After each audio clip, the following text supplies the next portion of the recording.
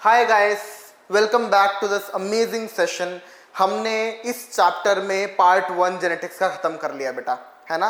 आज से हम पार्ट 2 स्टार्ट कर रहे हैं। पार्ट 2 थोड़ा सा डिफिकल्ट, थोड़ा सा बच्चों को नहीं समझ में आता है। पार्ट 1 फिर भी बच्चे कर लेते हैं। पार्ट 2 ट्रस्ट मी बहुत ईजी और इंटरेस्टिंग लगेगा आप लोगों को। 5 चीजें पढ़नी है मोटे तौर पे। पहला, क्रोमोसोमल थ्योरी ऑफ इनहेरिटेंस। दूसरा, लिंकेज एंड रिकॉम्बिनेशन। दूसरा, लिंकेज एंड रिकॉम्बिनेशन। तीसरा, सेक्स डिटर्मिनेशन।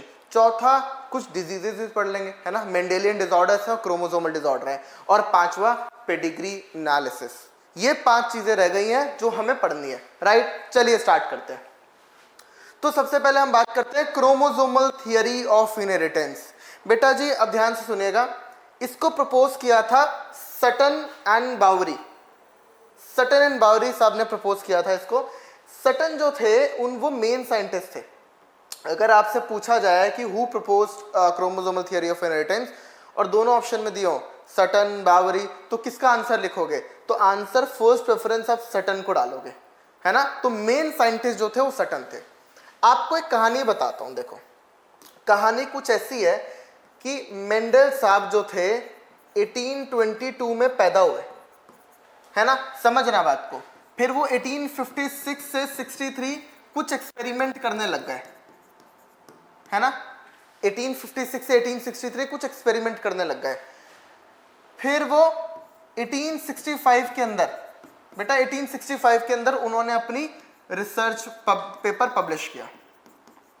उन्होंने अपना सारा काम इसमें पब्लिश कर दिया, राइट। फिर इनकी डेथ हो गई, है ना। इनको रिकॉग्निशन मिला ही नहीं, इनके काम को किसी ने पहचाना ही नहीं बच्चों। फिर इन्होंने क्या किया, तो उसके बाद इनकी डेथ हो गई, है ना। किडनी डिजीज हुई थी, है ना, ब्लाइट डिजीज थी। किडनी डिजीज की वजह से इनकी डेथ हो गई। तो इन्होंने अपना काम ना एक्चुअली 1865 के बाद भी 2-3 साल तक ट्राई करते रहे, लेकिन नहीं मिला। तो लगभग 3-4 साल बाद इन्होंने पूरा छोड़ दिया कि बेकार का काम होगा। अब ध्यान से देखिएगा, इस टाइम पर इनकी डेथ से लगभग 2 साल पहले 1882 में, है ना, इन क्या हुआ था बेटा, क्रोमोसोम डिस्कवर किए गए थे। क्रोमोसोम की डिस्कवरी हुई थी उस टाइम पे। कब हुई थी? 1882 में, है ना। अब इनको तो कोई मतलब था नहीं, इनकी तो उसके 2 साल बाद डेथ ही हो गई। अब ध्यान से सुनना, 1900 में आप जानते हो मेंडल की रीडिस्कवरी हो गई थी। 3 साइंटिस्ट करने आए थे, कौन कौन? कार्ल कॉरेंस, ह्यूगो डिवरीज और Erich von Tschermak. Mendel rediscover हो गए। अब देखो, आप समझना, यानी कि 1900 में मेंडल भी रीडिस्कवर हो गए, मेंडेलियन जेनेटिक्स भी सबके सामने आ गई, और 1882 का क्रोमोसोम भी। यानी कि 1900 में हमारे पास दोनों चीजें हैं। क्या क्या? हमारे पास क्रोमोसोम भी है ना, क्रोमोसोम की डिस्कवरी भी हो गई और मेंडल साहब की रीडिस्कवरी भी हो गई। बात समझ में आई? तो ध्यान से सुनिएगा। अब सटन साहब ने क्या किया? सटन साहब ने क्या किया? यूनाइट की नॉलेज, मेंडल्स के प्रिंसिपल उन्होंने पढ़ना स्टार्ट कर दिया मेंडल का। जैसे ही रीडिस्कवरी हुई, इन्होंने मेंडल को पढ़ना स्टार्ट कर दिया। क्रोमोसोम तो पढ़ ही चुके थे, है ना। और इन्होंने देखा, इन्होंने इसके chromosome behaviour during meiosis and gave chromosomal theory of inheritance. फिर हुआ क्या, ध्यान से समझना। उस टाइम पर मेंडल का सारा काम रिपब्लिश हुआ था, मतलब रीडिस्कवर किया गया था। इन्होंने सारा कुछ पढ़ा, इसके साथ साथ ये क्रोमोसोम को भी पढ़ रहे थे। और जैसे ही क्रोमोसोम का बिहेवियर, आपको पता है मेयोसिस के अंदर वो मेटाफेज में क्रोमोसोम बनते हैं, इक्वेटर प्लेट पे अलाइन हो जाते हैं, ऐसा कुछ हम 11th में पढ़ते हैं, राइट। तो इन्होंने देखा कि जैसा क्रोमोसोम बन रहा है, कहां पे? मेयोसिस में। जनरली तो आपके सेल में क्रोमोसोम नहीं है ना बेटा। क्रोमोसोम सिर्फ कब बनेगा? जब मेयोसिस होगी। बात समझ में आई? जब मेयोसिस होगी सिर्फ तभी क्रोमोसोम बनेगा। क्लियर बात? अब जब क्रोमोसोम बना, ठीक है, वो जिस तरह का बिहेवियर शो कर रहा है, ऐसा ही सेम बिहेवियर मेंडल साहब के फैक्टर शो कर रहे थे। इन्होंने बताया, इन्होंने कहा कि मैंने क्रोमोसोम को भी तसल्ली से पढ़ा है और मैंने तो फैक्टर को भी तसल्ली से पढ़ा है, और मेरे को यह लगता है कि दोनों के बीच में काफी हद तक पैरेललिज्म है।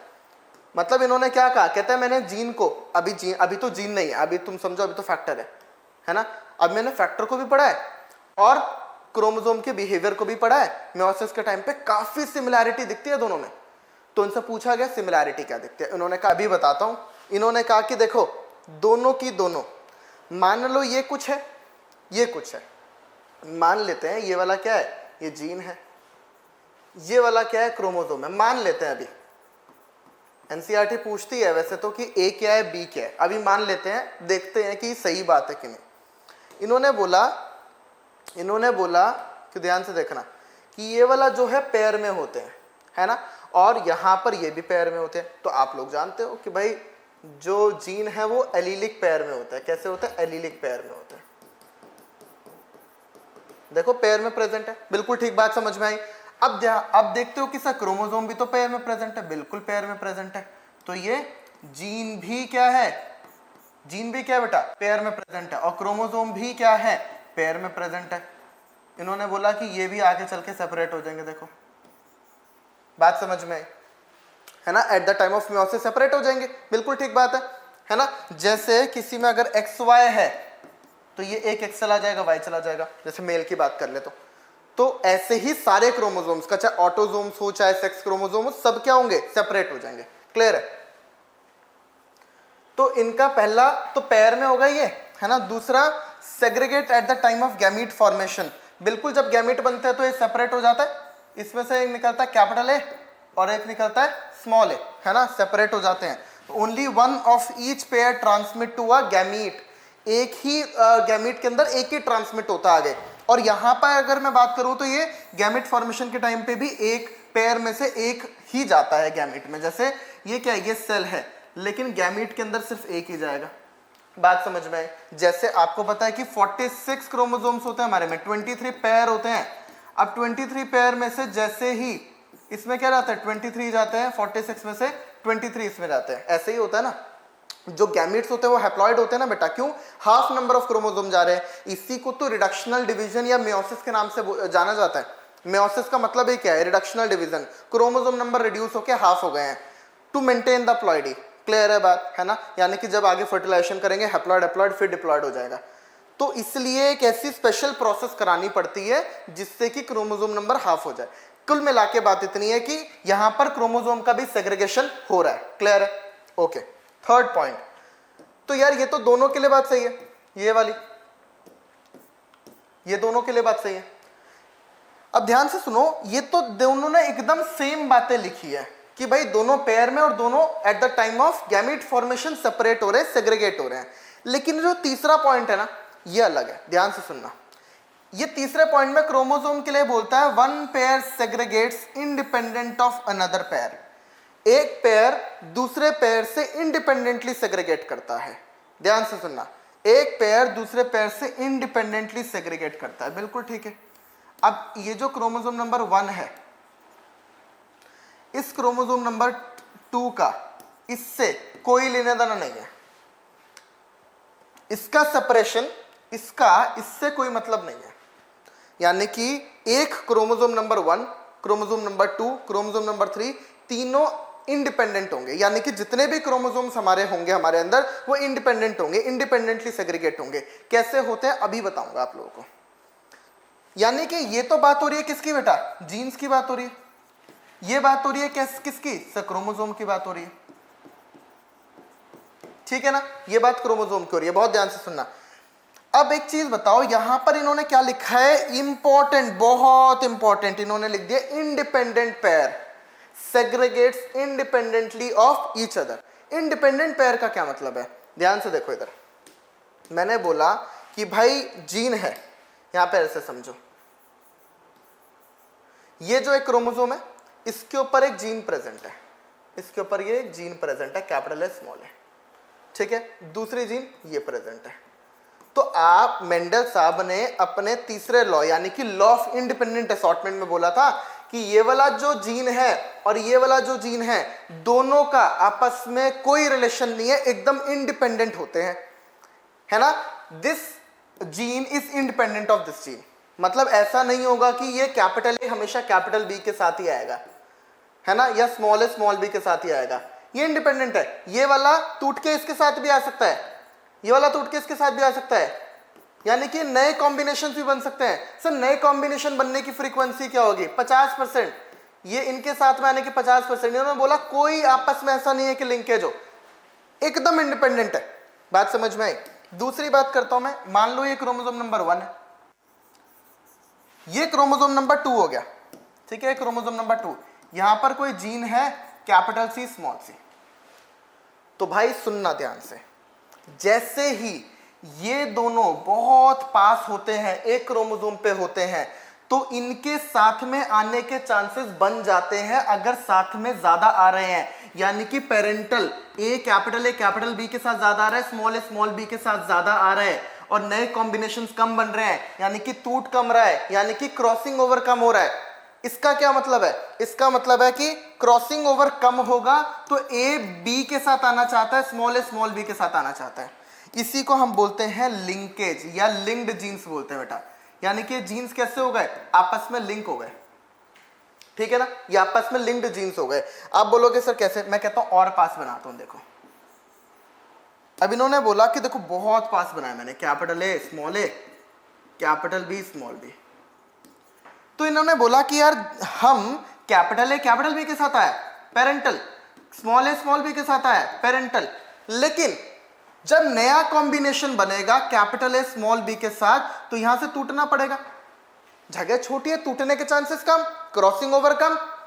तो यानी कि जब आप इतनी बड़ी पेंसिल लेते हो तो तोड़ देते हो आराम से, जब इतनी छोटी सी पेंसिल हो जाएगी तो नहीं तोड़ पाओगे ना हाथ से। बात समझ में है? यानी कि जितने पास होंगे, जितना डिस्टेंस इनके बीच में कम होगा, उतना ही टूटना कम होगा, और जितना टूटना कम होगा उतना ही लिंकेज बढ़ जाएगा बेटा। बात समझ में है? तो यानी कि इसके साथ इसके आने की प्रोबेबिलिटी कम, क्यों? टूटना कम। स्मॉल ए के साथ कैपिटल बी आने की प्रोबेबिलिटी कम, क्यों कम? क्योंकि टूटना कम। अगर इनका टूटना कम होगा तो इनका नंबर आना भी कम होगा। यानी कि ये जो पेरेंटल थे ये तो काफी ज्यादा, और नए कॉम्बिनेशंस कम बन रहे हैं अब, क्यों? क्योंकि ये पास में आ गए। तो ऐसे जीन्स को मैं क्या बोलूं? कैपिटल ए और बी, मतलब ए और बी जीन्स को क्या बोलूं? सर ये तो लिंक्ड जीन्स है, ये क्योंकि पास आ गए। लेकिन अगर एक दूसरे क्रोमोसोम पे मैंने कोई जीन लिया है, ठीक है, तो ये वाला जीन और ये वाला जीन है ना, और ये वाला जीन सी, कैपिटल सी वाला, इन दोनों का तो कोई मतलब नहीं है, लिंकेज हो ही नहीं सकता। क्यों सर? क्रोमोसोम ही अलग है, ये पास तो आ ही नहीं सकते एक दूसरे के। तो उन्होंने बोला कि इसका और ये वाले दोनों क्या होंगे? ए जीन और सी जीन क्या होंगे? लिंक होगा, कभी लिंकेज नहीं हो सकता। तो ये क्या होगा? इंडिपेंडेंट पेयर होंगे। कैसे होंगे बेटा? Independent pair. तो ध्यान से सुनना, इंडिपेंडेंट पेयर होंगे। तो मैंने बोला आप लोगों को कि इंडिपेंडेंट पेयर तो इंडिपेंडेंटली अलग हो जाते हैं, इसका और इस पे कोई इफेक्ट नहीं आता है, इसका इस पे कोई इफेक्ट नहीं आता है क्योंकि ये इंडिपेंडेंट पेयर है। लेकिन इसका इस पे इफेक्ट और इसका इफेक्ट आता है क्योंकि ये डिपेंडेंट पेयर है, एक दूसरे के साथ लिंक्ड है बेटा। तो एनसीईआरटी लिखती है इस बात को, ध्यान दीजिएगा, एनसीईआरटी लिखती है इंडिपेंडेंट पेयर, यानी कि ए और डी की बात कर रहे हैं बेटा जी, है ना। Independent pair segregates independently of each other. बिल्कुल बात सही है, एकदम सही बात है जीन के लिए, ठीक है। One pair segregates independently of each other. ये अच्छा, क्या ये बात क्रोमोसोम के लिए सही है? बिल्कुल सही है, ठीक है। तो क्रोमोसोम के लिए क्या ये बात सही है? बिल्कुल सही है। क्या क्रोमोसोम के लिए बात सही है? बिल्कुल सही है। क्या क्रोमोसोम के लिए बात सही है? बिल्कुल सही है। तो ये तीनों बातें जीन्स के लिए भी 100% सही है, क्रोमोसोम के लिए भी 100% सही है ना, क्योंकि दोनों अलग इंडिपेंडेंट पेयर जो है क्रोमोसोम के, वो भी तो इंडिपेंडेंटली सेग्रीगेट करते हैं। लेकिन ध्यान से सुनना, क्या ये वाली बात क्रोमोसोम के लिए ठीक है? बिल्कुल ठीक है, बिल्कुल ठीक बात है। क्या यही बात जीन के लिए ठीक है? बिल्कुल ठीक नहीं है ये बात जीन के लिए। क्यों सर? इन्होंने बोला one pair segregate independent of other pair, एक पेयर दूसरे पेयर से इंडिपेंडेंटली सेग्रीगेट करता है। क्यों? आप मुझे बताओ। ये वाला इसके साथ तो इंडिपेंडेंट नहीं कर रहा, ये तो लिंक्ड पेयर है। तो भाई इंडिपेंडेंट पेयर तो इंडिपेंडेंटली सेग्रीगेट कर रहा है, लेकिन मैं बोल दूं कि एक पेयर दूसरे पेयर से कर रहा है, नहीं। डिफाइन करना होगा कौन सा पेयर है, लिंक्ड पेयर है कि इंडिपेंडेंट पेयर है। बात समझ में आ गई? तो यानी कि यहां पर ये बात जीन के लिए तो बेटा जी बिल्कुल गलत है, सरासर गलत है। ये किसके लिए सही है? क्रोमोसोम के लिए। तो ये बातें, इसलिए इसको हम जीन्स बोल देते हैं, या मेंडल के हिसाब से बोलूं तो फैक्टर बोल देते हैं, और बेटा क्रोमोसोम, इसको हम क्रोमोसोम बोल देंगे। ये बातें जीन क्रोमोसोम दोनों के लिए ही सही है, लेकिन अगर हमें अंतर दिखाना हो तो ये जीन और ये क्रोमोसोम, इसकी पहले दो पॉइंट्स दोनों के एकदम सिमिलर है, तीसरा पॉइंट डिफरेंस क्रिएट करता है क्योंकि ये एक जीन के लिए सही है और ये वाला पॉइंट जीन के लिए सही नहीं है। तो फिर से सुनो बात, ये वाला क्या है, occur in pair, law of dominance, gene की बात कर रहा हूं मैं, लॉ ऑफ डोमिनेंस है। सेग्रीगेट कर जाएंगे गैमेट में एक ही जाएगा, क्या है, लॉ ऑफ सेग्रीगेशन है, ठीक है। ये क्या है, लॉ ऑफ इंडिपेंडेंट असॉर्टमेंट की बात कर रहे हैं। लॉ ऑफ इंडिपेंडेंट असॉर्टमेंट किसका सर, जीन्स का। बात समझ में आई, ये दोनों पॉइंट भी पता है, यानी कि ये वाला पॉइंट सर अच्छे से और समझाओ कि एक जो क्रोमोसोम है दूसरे क्रोमोसोम से कैसे इंडिपेंडेंट असॉर्टमेंट शेयर कर रहा है। मतलब इंडिपेंडेंट असॉर्टमेंट ऑफ जीन्स तो यहां हो गया, इंडिपेंडेंट असॉर्टमेंट ऑफ क्रोमोसोम्स क्या होता है, ये क्या है, इंडिपेंडेंट असॉर्टमेंट ऑफ क्रोमोसोम। तो NCERT independent assortment of chromosome सिखाती है, क्योंकि जीन तो आप पहले ही पढ़ चुके हो, क्रोमोसोम आपको पढ़ना भी, ठीक है। तो इंडिपेंडेंट असॉर्टमेंट ऑफ क्रोमोसोम का क्या मतलब है, ध्यान दीजिएगा बात को। तो भाई मेयोसिस के टाइम पर क्या होता है सर, G1 फेज आएगा सबसे पहले, फिर S फेज आएगा, फिर G2 फेज आएगा, फिर prophase, metaphase, anaphase, telophase, G1S, G2 पीमैट, ठीक है ना। अब सेल G1 में गई, फिर S में गई, S में क्या कर लिया, DNA को डबल कर लिया, ठीक है।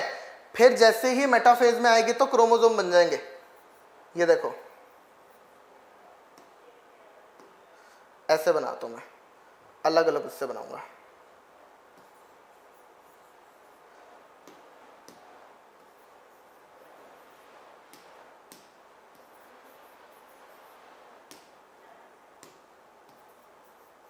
देखो बेटा ध्यान से सुनना बात को, मैंने क्या किया, दो क्रोमोसोम्स ले लिए, पहला और दूसरा, सॉरी पहला और पहले की डुप्लीकेट कॉपी।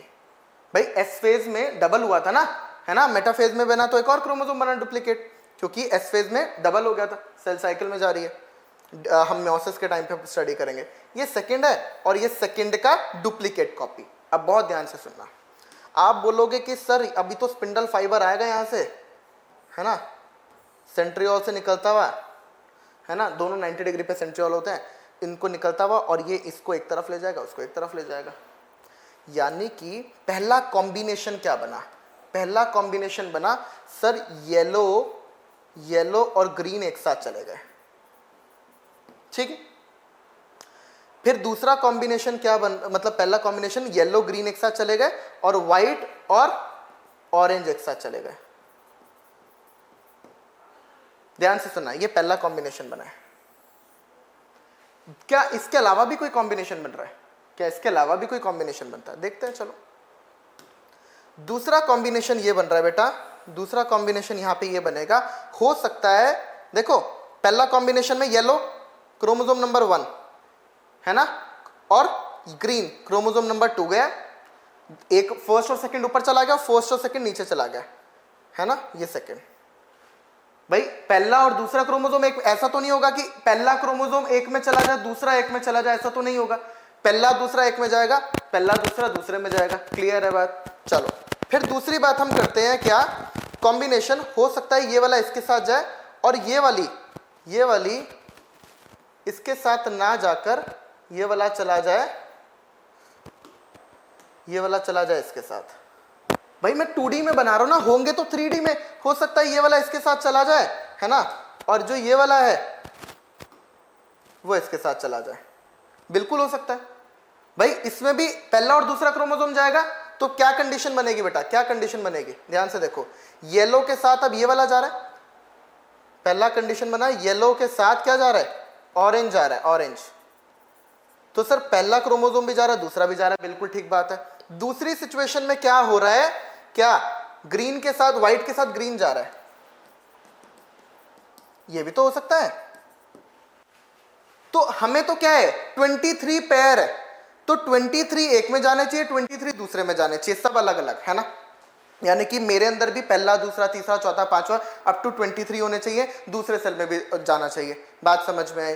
तो ऐसा अब कुछ बच्चे सोच रहे होंगे सर दोनों को ऊपर ले जाओ, पहला ऐसा थोड़ी है कि तुम फर्स्ट क्रोमोसोम एक को दे दोगे, सेकंड क्रोमोसोम एक को दे दोगे। भाई एक सेल को दोनों चाहिए होंगे, सारे क्रोमोसोम चाहिए होंगे, पहला भी दूसरा भी तीसरा भी चौथा भी, है ना। दूसरे सेल को भी सारे चाहिए होंगे। ऐसा तो नहीं है कि मैं पहला क्रोमोसोम 2 ले लूं और दूसरा क्रोमोसोम लूं ही ना, पॉसिबल नहीं है ना, ये तो ऐसा नहीं हो सकता है। तो कॉम्बिनेशन तो दो ही बनेंगे ना बेटा, येलो के साथ। क्या ये इंडिपेंडेंट असॉर्टमेंट ऑफ क्रोमोसोम्स हुआ कि भाई ये वाले क्रोमोसोम, ये वाला जो क्रोमोसोम है क्रोमोसोम नंबर 1 दूसरे के इससे भी आ सकता है, इससे भी आ सकता है ना, इंडिपेंडेंट है। ये इसके साथ भी ऐसा नहीं है कि ये वाला क्रोमोसोम सिर्फ इसी के साथ आएगा। अरे यस और नो, यानी कि ये वाला क्रोमोसोम इसके साथ ही आए ऐसा जरूरी नहीं है, ये वाला क्रोमोसोम इसी के साथ आए ऐसा जरूरी नहीं है। इस वाले क्रोमोसोम के पास एकदम एकदम इसकी पूरी चाहत है कि किसके साथ ही आना चाहता है। ये हो सकता है इसके साथ आ जाए, इंडिपेंडेंट है ना भाई, इसके साथ भी यही है, ये इसके साथ भी आ सकता है, इसके साथ भी आ सकता है। तो बेटा कॉम्बिनेशन तो दो ही बने, एक ये वाला और एक ये वाला। ऐसे ही यहां पर आपको ये पूरा दिखाया गया कि दो ही पॉसिबिलिटी बनती है। क्या क्या बनती है? एक तो ये पॉसिबिलिटी है, दूसरी ये पॉसिबिलिटी है। क्या है पहली पॉसिबिलिटी में? इसके साथ पहले तो ये ले लिया, फिर इसके साथ ये ले लिया। ऐसे ही मैंने क्या किया था, पहले इसके साथ इसको ले लिया, फिर इसके साथ मैंने इस वाले को ले लिया। ठीक है, ऐसे इन्होंने भी किया, पहले इसके साथ ये ले लिया, इसके साथ ये वाला ले लिया, फिर मैंने क्या किया, इसके साथ इसको ले लिया, इन्होंने इसके साथ इसको लिया, है ना। फिर मैंने इसके साथ इसको ले लिया, इन्होंने इसके साथ इसको ले लिया। बात समझ में आई बच्चों, है ना। मैं फिर भी आपको यहां पर थोड़ा सा समझाता हूं इसको कि ये क्रोमोसोम नंबर 1, ये इसका डुप्लीकेट कॉपी 1 का, ठीक है, ये 2 का डुप्लीकेट कॉपी याद रखना। तो ये वाला क्या है 1 और ये 1 का डुप्लीकेट कॉपी है, ठीक है। ये वाला क्या है 2, ग्रीन वाला 2 है, ये रहा 2, और ये वाला डुप्लीकेट कॉपी था। तो कहने का मतलब ये है कि पहले 1 के साथ 2 आया, डुप्लीकेट कॉपी के साथ डुप्लीकेट आया, जैसे 1 के साथ 2 आया, डुप्लीकेट कॉपी के साथ डुप्लीकेट आया, पहला पॉसिबिलिटी। दूसरा पॉसिबिलिटी, पहले के साथ 2 की डुप्लीकेट आई, यानी कि पहले के साथ 2 की डुप्लीकेट आई, और पहले की डुप्लीकेट के साथ सेकंड का आया, पहले की डुप्लीकेट के साथ सेकंड वाला आया। आई होप ये आपको इंडिपेंडेंट असॉर्टमेंट ऑफ क्रोमोसोम समझ में आया होगा। बिल्कुल ठीक बात है। चलो आगे बढ़ते हैं। क्रोमोसोमल थियरी ऑफ इनहेरिटेंस, भाई इसको अच्छा देने वाले कौन थे? Sutton and Bauri. नीट में सवाल आया कि इसको एक्सपेरिमेंटली प्रूव करने वाले कौन थे? बच्चे आंसर लगाकर आए, कुछ सटन कुछ बावरी, है ना। लेकिन आंसर क्या था? सही आंसर जिन्होंने लगाया उनको +4 मिले यार।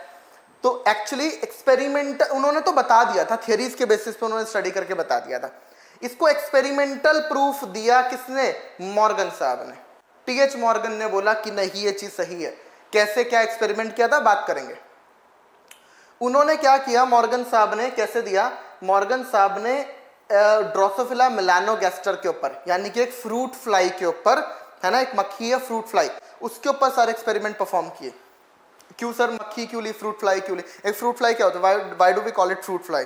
क्योंकि ये जैसे आप देखते हो ना फ्रूट सड़ जाते हैं वो सब, उनके ऊपर मक्खियां भिनभिनाती रहती हैं, तो वो फ्रूट फ्लाई बोल देता है। फ्रूट्स के ऊपर ये मक्खियां भिनभिनाती हैं, है ना। जैसे जूस शॉप पे भी जो उसका रफेज निकलता है उसके ऊपर भी भिनभिना रही होती हैं, वो फ्रूट फ्लाइज होती हैं। देखो ये वाला एनसीईआरटी में दे रखा है, छोटू वाला मेल और ये बड़ी वाली फीमेल है, ठीक है ना।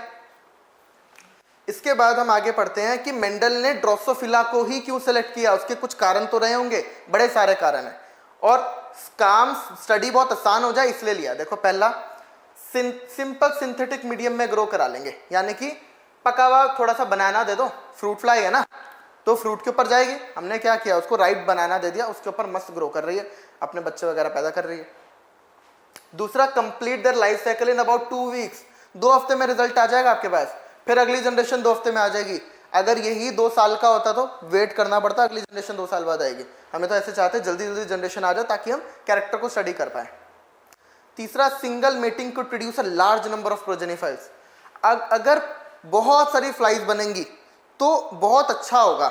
मान लो मेंडल ने कहा था कि 3:1 का रेशो आएगा, है ना। क्यों? कम से कम 4 प्लांट तो बने होंगे तभी तो 3:1 का रेशो निकाल पाया। प्लांट ही 2 बनते तो कैसे निकालते रेशो। अब अगर प्लांट बन रहे हैं, 100 प्लांट बन रहे हैं, तो समझ में आया 75 प्लांट ऐसे हैं, 25 ऐसे हैं, यानी कि 3:1 का रेशो आ गया। यानी कि जितना ज्यादा नंबर होगा उतनी ऑथेंटिसिटी होगी, उतना बेहतर रिजल्ट आएंगे। इसलिए जब इसकी लार्ज प्रोजेनी प्रोड्यूस हुई ना तो बेटर नंबर आए सामने, right. There is a clear cut differentiation of the sexes, male small होगा, फीमेल बड़ी होगी। बिल्कुल अभी हमने देखा फिगर में भी, है ना। तो आपको सिंपल सा देख के भी समझ में आ जाएगा कि मेल वाला ऐसा फीमेल वाला ऐसा है। तब मेल फीमेल को देखना ही क्यों है, इन्होंने सेक्स लिंक्ड इनहेरिटेंस भी मतलब उन पूरा एक्सपेरिमेंट किया था, तो उनको देखना था कि मेल के अंदर क्या क्या कैरेक्टर आ रहे हैं, फीमेल के अंदर क्या क्या कैरेक्टर आ रहे हैं, right. Then it has many type of hereditary variation that can be seen with low power microscope। आँख का कलर, जो भी चीज़ें थी वो सब आपको माइक्रोस्कोप की ज़रूरत नहीं है, लेंस से ही देख सकते हो आप। इसके लिए आपको कोई ऐसे बड़ा माइक्रोस्कोप या माइक्रोस्कोप मतलब हाई पावर माइक्रोस्कोप खरीदने की कोई रिक्वायरमेंट नहीं। Clear. It has less number of chromosomes, chromosomes इसके 8 ही क्रोमोसोम्स है ना।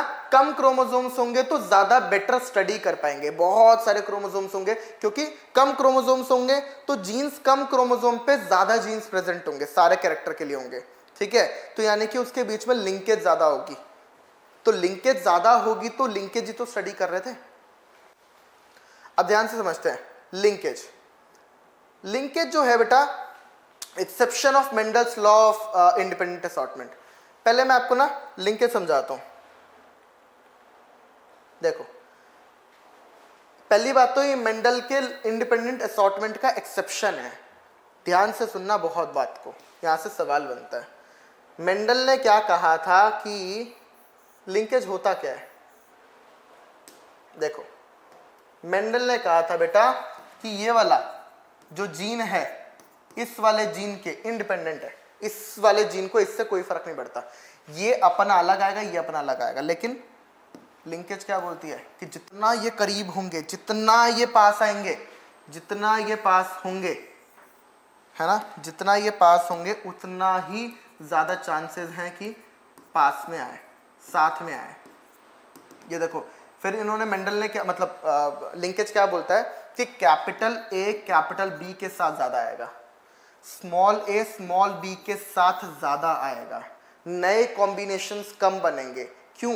क्योंकि ये इसकी मर्जी, भाई ए की मर्जी कि मैं इसके साथ जाऊं, ए की मर्जी कि मैं इसके साथ जाऊं कि इसके साथ जाऊं।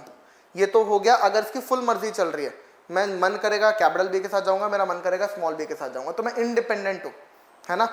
तो हम इंडिपेंडेंट है। लेकिन अगर इसको बोला जाए नहीं भाई तेरे पास मैक्सिमम चांसेस है तो बी के साथ ही जाएगा, तेरे को बांध दिया मैंने, लिंक कर दिया कैपिटल बी के साथ, क्यों? तुम बहुत पास हो, तुम एकदम क्लोज आ चुके हो, है ना, तेरे को लॉयल रहना है, चीट नहीं करना है। किसको? कैपिटल बी को। तो इसने कहा कि ठीक है मैं कैपिटल बी के साथ, तो मेरी इंडिपेंडेंस नहीं है अब, है ना, मेरी इंडिपेंडेंस नहीं है। कैपिटल ए कैपिटल बी के साथ ज्यादा जाना चाहता है बेटा। बात समझ में आई? क्यों? क्योंकि लिंकेज हो गया है, ये जीन्स लिंक्ड है। अगर ये इसकी मर्जी हो किसके साथ जाए तो इंडिपेंडेंट असॉर्टमेंट, और अगर इसके आप पास आ जाए और इसके साथ ही ज्यादा जाना पसंद कर रहा है तो ये क्या? लिंकेज। तो ये तो एकदम ऑपोजिट सी बातें हुई। इंडिपेंडेंट असॉर्टमेंट का एक्सेप्शन था ना लिंकेज बेटा, तो देखो इंडिपेंडेंट असॉर्टमेंट का लिंकेज एक्सेप्शन है, ठीक है। Then physical association of genes are present on same chromosomes and inherit as a group in is called linkage. भाई अगर पहली बात तो सेम ग्रुप पे प्रेजेंट होने, सेम इस पे प्रेजेंट होने चाहिए, ये वाले जीन्स है, इन्हीं में तो लिंकेज हो सकता है। मान ले मैंने दूसरा क्रोमोसोम बना दिया बेटा, तो आपको ये दिख रहा है कि इस दूसरे क्रोमोसोम में कैपिटल डी स्मॉल डी है, इसका और इसका, तो कभी भी लिंकेज नहीं होगा इनमें, ये लिंक्ड कभी हो ही नहीं सकते हैं। लिंकेज होने के लिए वो सेम क्रोमोसोम पे ही प्रेजेंट होने चाहिए, ठीक है। और जितने भी जीन्स इस क्रोमोसोम पे प्रेजेंट रहते हैं बहुत सारे लिंकेज बनेंगे, इसका बनेगा, ऐसे तो इस पे तो हजारों जीन्स है ना, तो हजारों जीन्स में आपस में बड़े सारे लिंकेज बनेंगे। तो जितने भी लिंकेज बनेंगे मैं बोल दूंगा सारे के सारे लिंकेज का एक ग्रुप बना दिया। कितने ग्रुप? इस क्रोमोसोम का एक ग्रुप बन गया, तो उसी को हम, उस ग्रुप को हम लिंकेज या लिंकेज ग्रुप के नाम से पहचानते हैं, ठीक है। अब ध्यान से देखना बेटा जी, सुनना ध्यान से। आपको ये तो समझ में आया क्रोमोसोमल थियरी दी किसने? सर सटन एंड बावरी ने दी। उसके बाद लिंकेज आया, लिंकेज का एक्सपेरिमेंटल प्रूफ दिया, आपको समझ में आता, टीएच मॉर्गन बता कर गए। क्या टीएच मॉर्गन साहब से पहले कोई लिंकेज नहीं बता रहा था? एक्चुअली बेटसन और पुनेट, है ना, ये जो पुनेट है और ये जो बेटसन है, इन्होंने फर्स्ट टाइम लिंकेज ऑब्जर्व कर लिया था, लेकिन ये एग्जैक्ट बता नहीं पाए लिंकेज क्या है, डिस्कवर नहीं कर पाए। क्यों? क्योंकि इन्होंने जो बताया ना, उन्होंने देख लिया कि यार कुछ तो हो रहा है, लेकिन वो क्या हो रहा है, उन्होंने कहा कि कुछ तो ऐसा हो रहा है कि साथ में आना चाहते हैं और कुछ ऐसा हो रहा है साथ में नहीं आना चाहते। तो उन्होंने कपलिंग और रिपल्शन करके एक पूरा प्रोसेस दिया, हमें नहीं पढ़ना है। तो इन्होंने कहा कि कपलिंग और रिपल्शन हो रही है, कुछ हो रहा है, एग्जैक्ट नहीं पहचान पाए, ऑब्जर्व तो कर लिया था लेकिन बहुत बेहतर तरीके से जान नहीं पाए बेटा, है ना। और बहुत बेहतर तरीके से इसको जाना, पहचाना, नाम दिया लिंकेज और पूरा प्रोसेस समझा दिया थे टी.एच. मॉर्गन, उन्होंने नाम दिया है। इन्होंने तो नाम क्या दिया था, कपलिंग एंड रिपल्शन हो रहा है। फिर मॉर्गन साहब आए, उन्होंने कहा कि नहीं ये तो लिंकेज है, उन्होंने पूरा डिटेल स्टडी करके समझाया और ये टर्म भी दे दिया। बात समझ में आई? क्योंकि अब इन्होंने, अब मॉर्गन ने आपको पता है किस पे एक्सपेरिमेंट किया था, ड्रोसोफिला मेलानोगास्ट्रा फ्रूट फ्लाई पे वर्क किया और लिंकेज थ्योरी दे दी। कैसे दिया, क्या एक्सपेरिमेंट था, बताऊंगा अभी, ठीक है। इस थियोरी के अकॉर्डिंग, है ना, लिंकेज थ्योरी के अकॉर्डिंग क्या होता है बेटा, लिंक्ड जीन्स, लिंकेज जो जीन्स हैं जो लिंकेज शो करेंगे उनको लिंक जीन्स बोलूंगा, है ना। जो जीन्स लिंकेज शो करेंगे उसको क्या बोलूंगा बेटा, लिंक्ड जीन्स बोलूंगा। और जो नहीं करेंगे उनको आपको पता है इंडिपेंडेंट जीन्स है। बात समझ में आए? Linked genes are non allelic, simple सी बात है। ये वाला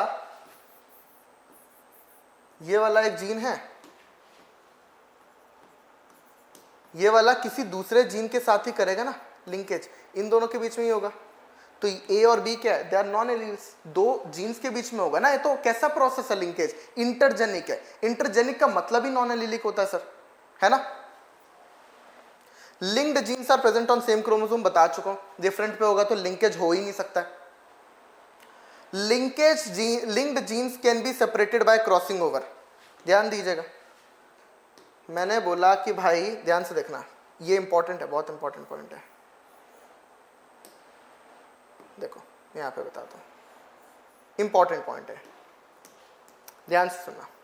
ये वाला जीन है कैपिटल है, ये स्मॉल है, कैपिटल भी स्मॉल भी। इसके सामने इसी की एक डुप्लीकेट कॉपी आई बेटा, इसके सामने इसी की एक डुप्लीकेट कॉपी आई।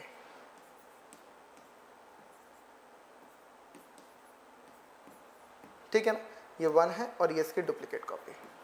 ध्यान दीजिएगा यहां पर आप लोग कि हुआ क्या जानते हो, इन दोनों ने कहा कि हम दोनों क्रॉसिंग ओवर करते हैं, है ना, क्रॉसिंग ओवर करते हैं और नया कॉम्बिनेशन बनाते हैं। तो ध्यान से सुनना, तो हुआ क्या, स्मॉल है, इसने ये कैपिटल बी इधर चला गया, ये देखो, है ना, और यहां पर क्या चला गया,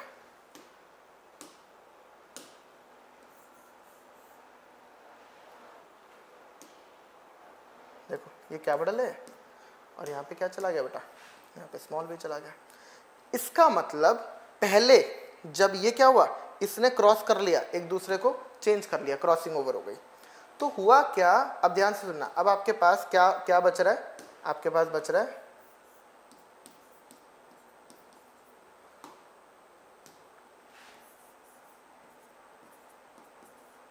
अब हुआ क्या बेटा, आपके पास क्या क्या चीजें आ रही है, ध्यान दीजिएगा। तो आपके पास सबसे पहले तो ये दोनों आ गए, ठीक है, ये दोनों आ गए, और ये तो पेरेंटल है, ये तो क्रॉसिंग ओवर से नहीं आए। क्रॉसिंग ओवर होने की वजह से नया क्या बना, इसमें स्मॉल भी साथ आ रहे, स्मॉल भी साथ आ रहे, कैपिटल भी साथ आ रहे, कैपिटल भी साथ आ रहे हैं। लेकिन स्मॉल ए कैपिटल बी और कैपिटल ए स्मॉल बी कब आ रहे हैं, जब क्रॉसिंग ओवर हुई। जब क्रॉसिंग ओवर हुई तब ये नए कॉम्बिनेशंस बन रहे हैं। ध्यान से सुनना, क्रॉसिंग ओवर बढ़ेगी तो क्या होगा, क्रॉसिंग ओवर बढ़ेगी इसका मतलब नए कॉम्बिनेशन, रिकॉम्बिनेंट्स आएंगे। क्रॉसिंग ओवर बढ़ेगी तो रिकॉम्बिनेशन बढ़ेगा। नए कॉम्बिनेशन कब आए, जब ये क्रॉसिंग ओवर कर पाए। अगर नहीं कर पाते ये क्रॉसिंग ओवर तो ये नए कॉम्बिनेशंस भी नहीं आ पाते। तो क्रॉसिंग ओवर बढ़ा तो रिकॉम्बिनेशन बढ़ा, है ना, और रिकॉम्बिनेशन बढ़ा इसका मतलब लिंकेज कम हुआ, क्योंकि लिंकेज का मतलब होता है कि पेरेंटल कैरेक्टर का ज्यादा आना, नए कॉम्बिनेशंस कम बनना। बात समझ में आई, नए कॉम्बिनेशंस कम बनना ही क्या कहलाता है, लिंकेज। तो क्रॉसिंग ओवर बढ़ेगा तो लिंकेज कम होगा, तभी तो रिवर्स होके ये सब आ गया ना। अगर ये बोलता है कि नहीं मैं टूट के इधर नहीं जाऊंगा क्योंकि मैं तो इसी के साथ चिपका हुआ हूं, मैं इसी के साथ चिपका हुआ हूं, मैं इस वाले के साथ नहीं जाऊंगा, तो लिंकेज कहलाएगा। लेकिन अगर वो क्रॉसिंग ओवर कर रहा है, ये टूट के इसमें जा रहा है, टूट पा रहा है, तो लिंकेज कम है ना, क्रॉसिंग ओवर हो पा रहा है तो लिंकेज कम है। यानी कि क्रॉसिंग ओवर लिंकेज का दुश्मन है। यहां क्रॉसिंग ओवर ज्यादा होगी, ये क्रॉसिंग ओवर लिंकेज तोड़ेगा। अगर लिंकेज ज्यादा हुआ इसका मतलब टूट नहीं रहे हैं, इसका मतलब वो क्रॉसिंग ओवर नहीं करने दे रहा है। इसका मतलब क्रॉसिंग ओवर और लिंकेज का इनवर्स रिलेशन है बेटा, यानी कि एक बढ़ेगा तो दूसरा कम होगा। बात समझ में, और वाइस वर्सा। तो इन्होंने क्या बोला, क्रॉसिंग ओवर, ध्यान दीजिएगा, exchange of genes between non sister chromatid of homologous chromosomes. देख लो मैंने यही किया, मैंने क्या बोला, ये दोनों क्या है बेटा, ये दोनों होमोलोगस क्रोमोसोम्स है। होमोलोगस क्रोमोसोम्स क्या होते हैं, जो एक दूसरे की कॉपी होते हैं। तो सर नॉन होमोलोगस क्या होंगे, पहला और सेकंड क्रोमोसोम, ये सेकंड क्रोमोसोम है ना, ये और ये नॉन होमोलोगस है। ये और इसकी कॉपी होमोलोगस क्रोमोसोम कहलाते हैं। सेकंड क्रोमोसोम और सेकंड की कॉपी वो आपस में होमोलोगस क्रोमोसोम कहलाएंगे। ये दोनों नॉन होमोलोगस क्रोमोसोम्स है, ठीक है। अच्छा, ये आपस में दोनों क्या है, सिस्टर क्रोमैटिड्स हैं, बहनें हैं दोनों। ये दोनों क्या है, सिस्टर क्रोमैटिड्स हैं।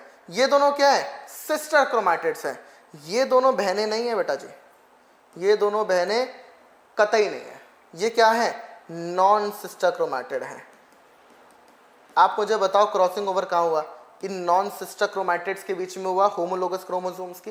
तो यही लिख रहा है, exchange of genes between non sister chromatid of homologous chromosomes. बात समझ में आई आप लोगों को, एकदम समझ में आया, ठीक है।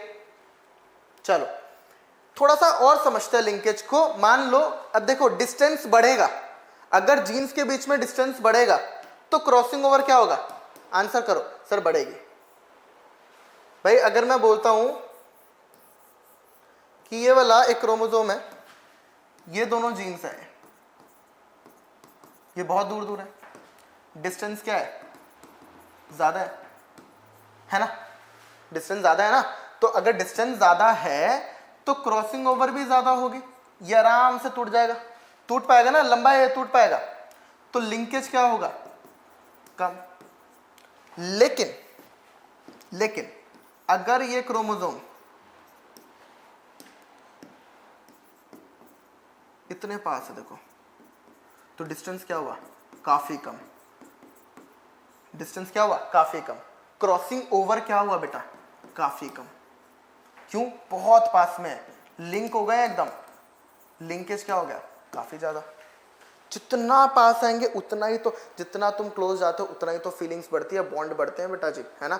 तो यहाँ पर ये जीन भी जितना पास जा रहा है, इसकी फीलिंग्स उतनी ही अटैच होती जा रही है, उतना ही बॉन्ड बढ़ता जा रहा है, उतना ही लिंकेज होता जा रहा है। बात समझ में आई, ठीक है। तो क्रॉसिंग डिस्टेंस बढ़ा तो क्रॉसिंग ओवर बढ़ा, लिंकेज कम हुआ, ठीक है। यूक्रोमैटिन, तो ध्यान दीजिएगा, मैं आपको आगे पढ़ाऊंगा। आपकी बॉडी में अभी जो क्रोमोसोम पड़ा है वो कुछ ऐसा है,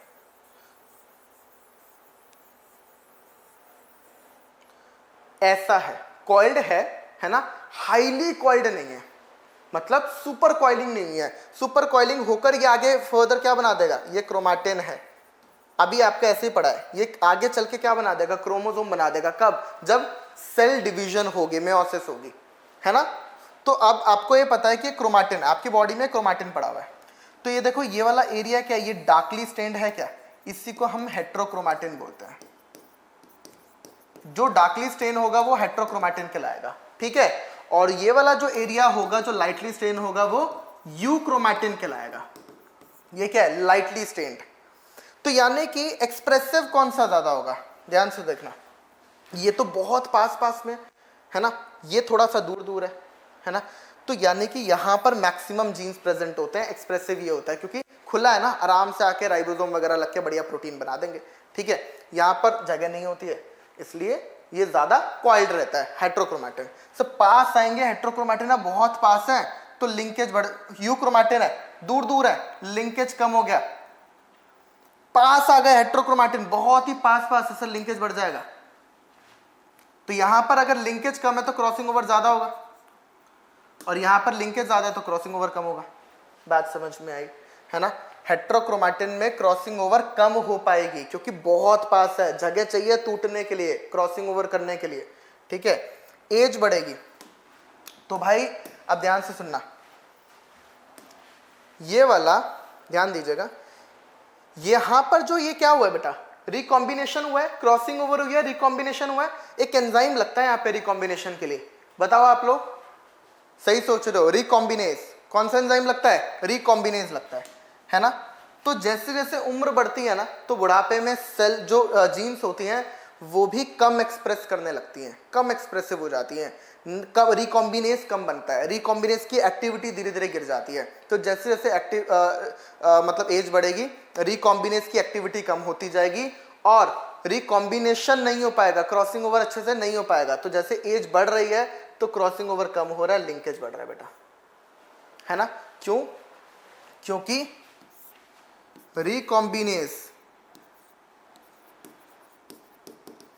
रिकॉम्बिनेज की एक्टिविटी जो है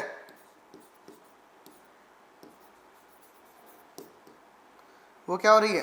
कम हो रही है, ठीक है ना। रिकॉम्बिनेज एंजाइम की एक्टिविटी कम हो रही है, क्लियर है बात? अच्छा, फीमेल और मेल की बात करते हैं। तो भाई फीमेल के अंदर क्रॉस, देखो फीमेल के अंदर लिंकेज कम होता है, मेल के अंदर लिंकेज ज्यादा होता है। क्यों? क्योंकि फीमेल के अंदर क्रॉसिंग ओवर ज्यादा हो रहा है, मेल के अंदर कम हो रहा है। क्यों? क्योंकि फीमेल के अंदर XX है, ये देखो फीमेल के अंदर XX है, मस्त क्रॉसिंग ओवर हो जाएगा, इसका इसके ऊपर जाएगा, इसके ऊपर इसके ऊपर जाएगा। लेकिन इसमें तो Y, क्रॉसिंग ओवर कैसे कराओगे? क्रॉसिंग ओवर कैसे कराओगे? XY, बाकी 22 के 22 तो सेम है, सब में सेम लिंकेज हो रहा है, फीमेल हो चाहे मेल हो। लेकिन सेक्स क्रोमोसोम की बात करो तो यहाँ पर तो क्रॉसिंग ओवर हो सकता है ना। क्यों? हेट्रोजाइगस कंडीशन है, यहाँ पर तो हेमीजाइगस कंडीशन हो गई। हेमीजाइगस में क्रॉसिंग ओवर कैसे कराओगे? तो क्रॉसिंग ओवर कम होगी तो लिंकेज बढ़ेगा, क्लियर है बात? चलो अब टाइप्स ऑफ लिंकेज जानते हैं बेटा, है ना। टाइप्स ऑफ लिंकेज जानते हैं based on the arrangement of linked jeans. देखो एक होता है बेटा कंप्लीट लिंकेज और एक होता है इनकम्प्लीट। अभी भी जिसको लिंकेज नहीं समझ में आया है तो यहां पर अब आपको समझ में आ जाएगा, यहां पर अब आपको पूरा समझ में आ जाएगा, अगर अभी भी नहीं आया तो ध्यान दीजिएगा। अब मैंने क्या बोला, ये बेटा जी जीन्स इसके ऊपर प्रेजेंट होंगे। मान लो ये कोई जीन है A, स्मॉल है, ठीक है। इसके साथ जो दूसरा जीन है ना वो कंप्लीट इसके साथ 100% अटैच हो गया, एग्जैक्ट इसी के साथ 100% हो गया। 100% अटैच होने के मतलब डिस्टेंस लगभग ना के बराबर, डिस्टेंस एकदम नील, टूटने की जगह टूटना, सर क्रॉसिंग ओवर ये भी 0%। तो लिंकेज यानी कि 100%, यानी कि दोनों जीन्स हमेशा कैसे आएंगे आप बताओ? कैपिटल ए हमेशा कैपिटल बी के साथ आएगा, स्मॉल ए हमेशा स्मॉल बी के साथ आएगा, यही तो लिंकेज है। ये कैसे, इनको क्या बोलते हैं? पेरेंटल बोलते हैं। पेरेंटल कितने आए? सर ये तो 100% आ गए। सर एक चीज बताओ, क्या ये वाला अब इसके साथ नहीं आएगा?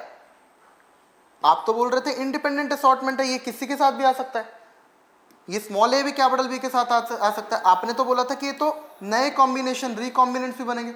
मैंने बोला कि रिकॉम्बिनेंट्स नहीं बन रहे हैं, कितना हो गया? 0% हो गए रिकॉम्बिनेंट्स। इसका मतलब 100% लिंकेज हो गया है। इंडिपेंडेंट असॉर्टमेंट के लॉ की धज्जियां उड़ा दी इसने। 100% लिंकेज, 0% इंडिपेंडेंट असॉर्टमेंट हो गया यहाँ पर। तो इसी का तो एक्सेप्शन है, लॉ ऑफ इंडिपेंडेंट असॉर्टमेंट का एक्सेप्शन इसलिए तो बोलते हैं। लेकिन अगर मैं यहां बात करूं बेटा, यहां अगर मैं बात करूं इनकम्प्लीट लिंकेज की, तो क्या होगा? ये जीन्स है, ये रे सर लिंकेज तो है इनमें। अब आप बोलोगे sir capital A capital B के साथ आता है, स्मॉल ए स्मॉल बी के साथ आता है, यानी कि तो पेरेंटल है ना। कितने आएंगे? मान लो इनके ये इसके साथ लिंकेज शो करता है, 70% आ रहा है, ठीक है। अब बोलता है कि मैं कम टूटूंगा क्योंकि मुझे कैपिटल ए को कैपिटल बी के साथ आना ज्यादा पसंद है, तो यानी कि कैपिटल ए स्मॉल बी के साथ कम आएगा, स्मॉल ए कैपिटल बी के साथ कम आएगा। क्यों? क्योंकि ये पास में है, डिस्टेंस क्या है? कम है, ये पास में है, इनकी डिस्टेंस कम है है ना, डिस्टेंस कम होगी तो क्या होगा बेटा, डिस्टेंस कम होगी तो क्रॉसिंग ओवर अच्छे से नहीं हो पाएगा। सर क्रॉसिंग ओवर नहीं होगा तो क्या होगा, लिंकेज बढ़ जाएगा, है ना, ऐसे समझो। क्रॉसिंग ओवर अगर नहीं होगी तो सर नए कॉम्बिनेशंस यानी कि ये रिकॉम्बिनेंट भी कम हो जाएंगे, रिकॉम्बिनेंट क्या हो जाएंगे, कम हो जाएंगे। मैक्सिमम कितना आ सकता है, 50% ही तो आ सकता है मैक्सिमम, क्योंकि 50% तो पेरेंटल ही आएंगे। तो यानी कि ये कितने आ रहे हैं सर, 30% ही आ रहे हैं। क्यों आ रहे हैं कम रिकॉम्बिनेंट्स, क्योंकि सर जीन्स लिंक्ड है। सर और पास होती तो ये, अगर ये जीन यहाँ होती, अगर ये जीन यहाँ होती, मान लो कैपिटल सी स्मॉल सी, तो क्या होता सर, ए और सी के बीच में आप तो बोलते हैं कि capital A capital C small C, है ना, स्मॉल सी, यानी कि क्या है, ये पेरेंटल है। आप बोलते हैं ये तो बहुत पास है, इनके अंदर तो सर 90% पेरेंटल आ रहे होंगे, है ना। और कैपिटल ए स्मॉल सी के साथ और स्मॉल ए कैपिटल सी के साथ, यानी कि नए कॉम्बिनेशन से रिकॉम्बिनेंट तो सिर्फ 10% बन रहे हैं। इसका मतलब ये वाली जीन ज्यादा लिंक्ड है, बिल्कुल है सर। अगर ये और पास आई तो 100% लिंकेज हो जाएगा, और रिकॉम्बिनेशन कितना, 0%। तो अगर जीन जितनी पास होंगी, डिस्टेंस जितना कम होगा, लिंकेज उतना ही ज्यादा होगा। क्यों, क्रॉसिंग ओवर नहीं हो पा रही है ना बेटा, बात समझ में आई, है ना। इनकम्प्लीट लिंकेज में मतलब, इनकम्प्लीट मतलब लिंकेज 100% नहीं है, यानी कि रिकॉम्बिनेंट 50% से हमेशा कम होगा, क्योंकि मैक्सिमम तो 50% ही हो सकता है। पेरेंटल के साथ तो ये 50% तो कंफर्म्ड है, और इसमें हमेशा 50% से ज्यादा हो गए। 50% से कम तो हो ही नहीं सकता, क्योंकि इंडिपेंडेंट असॉर्टमेंट में 50-50 आ रहे थे दोनों, ठीक है। थोड़ा सा लिंकेज बढ़ेगा तो पेरेंटल ज्यादा आ जाएंगे। तो 50-50 आ रहे, पेरेंटल लिंकेज होते ही पेरेंटल ज्यादा, रिकॉम्बिनेंट्स कम, यानी कि 50 से ज्यादा ही होंगे पेरेंटल हमेशा, और 50 से कम ही होंगे रिकॉम्बिनेंट्स। बात समझ में आए, क्योंकि अगर मैं लिंकेज 0 भी कर दूं तो भी 50% रिकॉम्बिनेंट्स, सॉरी 50% पेरेंटल तो आते हैं। थोड़ा सा लिंकेज बढ़ाऊंगा तो बढ़ जाएगा। 50% से कम पेरेंटल हो सकता है सर, नहीं होंगे। कैसे होंगे बताओ, लिंकेज 0 भी कर दोगे तो भी 50% आ रहे हैं। बात समझ में आई। अच्छा, based on percentage of linkage, ये actually based on percentage of linkage था बेटा, है ना। इसको यहां पर थोड़ा सा चेंज कर लेना, ये based on percentage of linkage था कि कितना परसेंट है, 100% है तो कंप्लीट, और यहां पर ये है based on arrangement of link genes. इसको चेंज कर लेना थोड़ा, arrangement of linked genes. Linked genes का अरेंजमेंट कैसा है, ये बड़ा मैटर करता है बेटा। कैसे मैटर करता है, इस बात को समझते हैं। देखो मैं आपको ऐसे बताता हूं कि इसके दो टाइप्स होते हैं, ठीक है। स्टार्ट कर रहे हैं based on arrangement of linked jeans. इसके दो टाइप्स होते हैं, एक होता है सिस फॉर्म और एक होता है यस ट्रांस फॉर्म। एक होता है सिस और एक होता है ट्रांस। समझते हैं बात को। क्रोमोसोम है, आपने बोला कि सर ये वाला ऐसा होता है, लिंकेज अगर है तो कैपिटल ए कैपिटल बी के साथ और स्मॉल बी, पेरेंटल जो होंगे सर वो कैसे होंगे, मोर देन 50% होंगे, क्योंकि लिंकेज है, ठीक है। और ये इसके साथ नया कॉम्बिनेशन, और ये इसके साथ नया कॉम्बिनेशन, ये जो रिकॉम्बिनेंट होंगे, ये क्या होंगे, लेस देन 50% होगा। बिल्कुल ठीक बात है। लेकिन ये है क्या सर, ये capital A capital B small b है।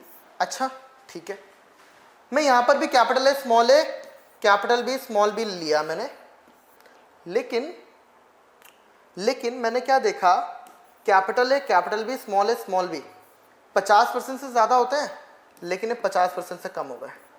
और capital A small a capital B, ये क्या हो गया, 50% से ज्यादा हो गए। अब ये कैसे हो गया सर, ये कैसे हो गया? आपने बोला था रिकॉम्बिनेंट तो 50% से ज्यादा होंगे ही नहीं। तो ध्यान से देखो, एक्चुअली क्या हुआ, फॉर्म्स बदल गए बेटा, कुछ नहीं हुआ, एकदम सही प्रोसेस है। ये वाला है ना, अब ये हम कैसे कर रहे हैं जानते हो?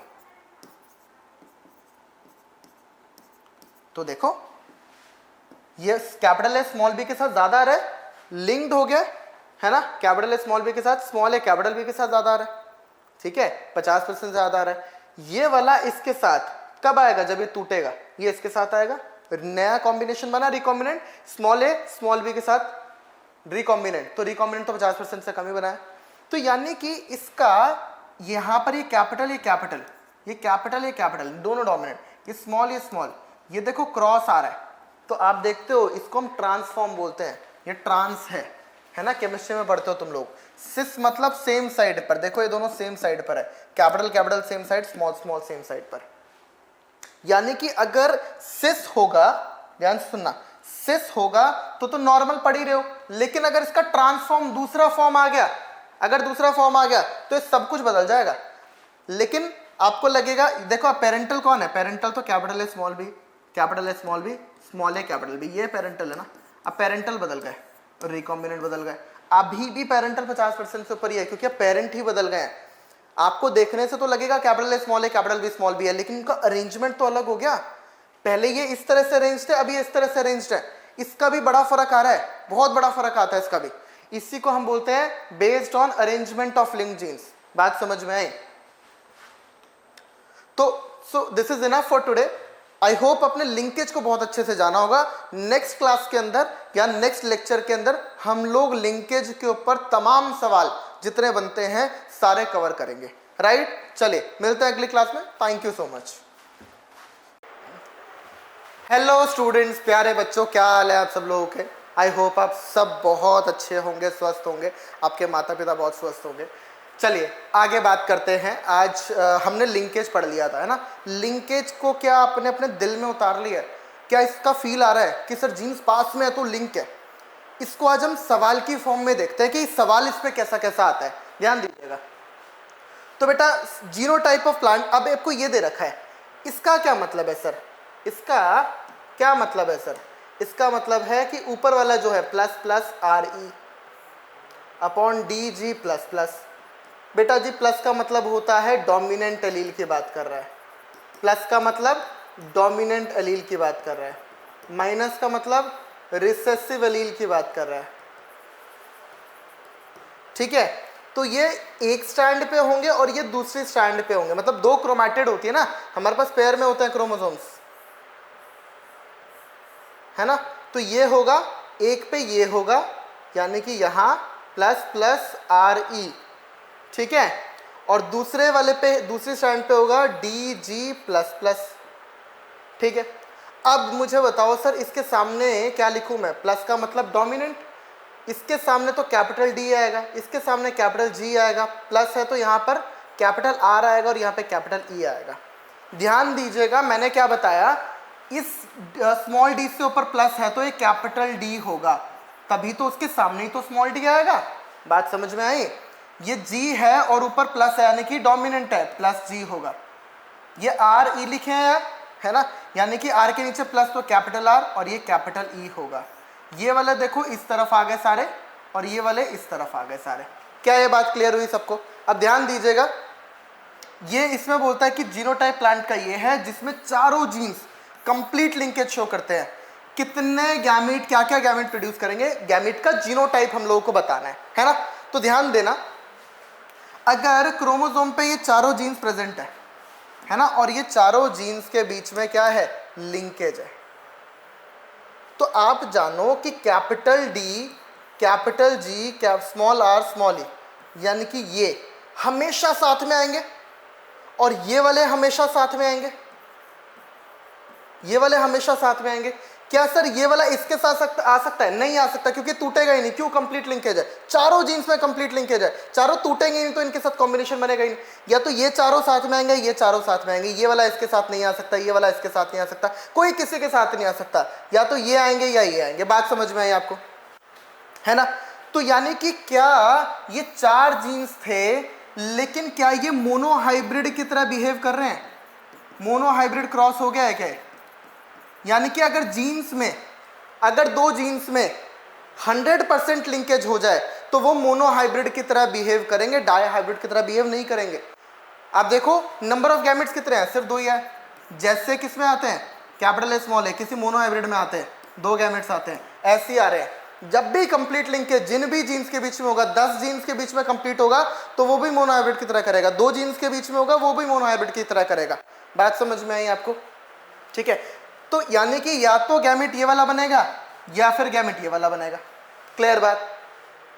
और आगे देखते हैं, एक ट्राई हाइब्रिड क्रॉस है, ठीक है, जिसमें सेकंड और थर्ड जीन लिंक्ड है, यानी कि मैंने ले लिया ये वाला, मान लो ये है, ठीक है ना, ट्राई हाइब्रिड, 3 हाइब्रिड बना दिए मैंने, तो ये दोनों जीन्स लिंक्ड है, सेकंड और थर्ड। मतलब कुछ ऐसा,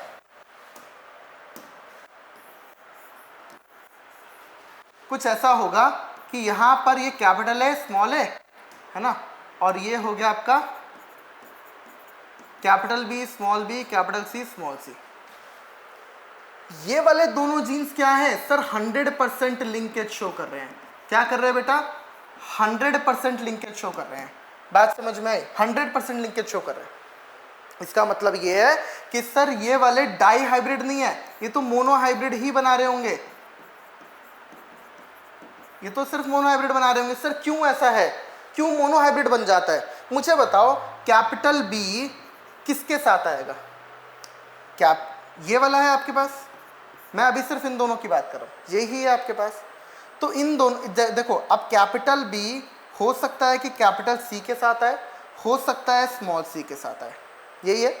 ऐसे ही स्मॉल बी हो सकता है कैपिटल सी के साथ आए या फिर स्मॉल सी के साथ आए। क्लियर बात? अगर बेटा जी ये वाला कैपिटल सी के साथ आया तो आ सकता है, बिल्कुल ठीक है, कैपिटल बी कैपिटल सी। लेकिन क्या ये कैपिटल बी स्मॉल सी के साथ आएगा? बिल्कुल नहीं आएगा, ये पॉसिबल ही नहीं है। क्यों सर? ये टूटेगा ही नहीं। क्यों? क्योंकि रिकॉम्बिनेशन नहीं होगा। क्यों? क्योंकि 100% कंप्लीट लिंकेज है। क्या ये स्मॉल बी कैपिटल सी के साथ आएगा? बिल्कुल नहीं आएगा। क्या स्मॉल बी इसके साथ आ जाएगा? बिल्कुल आएगा। कितने गैमेट बने? 2 ही गैमेट बने। देखो बन गया ना मोनोहाइब्रिड। तो यानी कि हमेशा कैपिटल बी और कैपिटल सी आएगा यहाँ, और यहाँ पे हमेशा स्मॉल बी स्मॉल सी आएगा। तो गैमेट क्या क्या बनेंगे? डाई हाइब्रिड क्रॉस बन जाएगा।